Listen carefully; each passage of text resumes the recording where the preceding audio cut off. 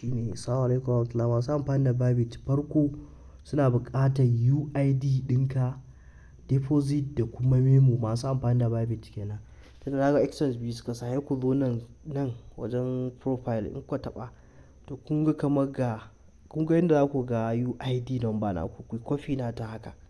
Kuna ma iya rubuta ta biro in case in ba za ku iya zuwa ku yi pasting ba, sai ku dawo sai ku shiga asset naku, sai ku shiga deposit. Kun gani? Sai ku shiga deposit crypto. So idan ku shigo nan in babu shi ku yi searching ɗin docs haka. Kun gan shi ko? Kun gan shi a nan? Sai ku taɓa. So make sure that ka yi daidai wajen abin nan. In ma UID ɗin da wannan ɗin ka bambance su. Kun ga wallet address ɗin nan. In kuka yi copy na shi, wannan tag memo ɗin dole da shi ku copy na shi ma. In za ku rubuta shi a biro ku rubuta yadda ku bambance. Sai ku koma cikin abin nan naku Telegram ɗin naku misali. Sai ku koma ku yi haka. Idan kuka shigo,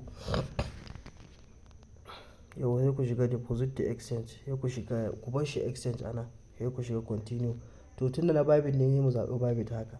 Sai mu shiga send here. Yeah I have. So wannan UID ɗin sai ku sa su. Kun gan shi na yi. Ku make sure ku rubuta in ba za ku iya copy ba. Kun ga ga ina da yake na san UID na ga yanan nasa. To wallet address ɗin ga shi nan. Memo kuma ga shi. To sai danna send. Yeah I have confirmed. Kun gani? Deposit is in progress. Shikenan. Sai ka jira su sama.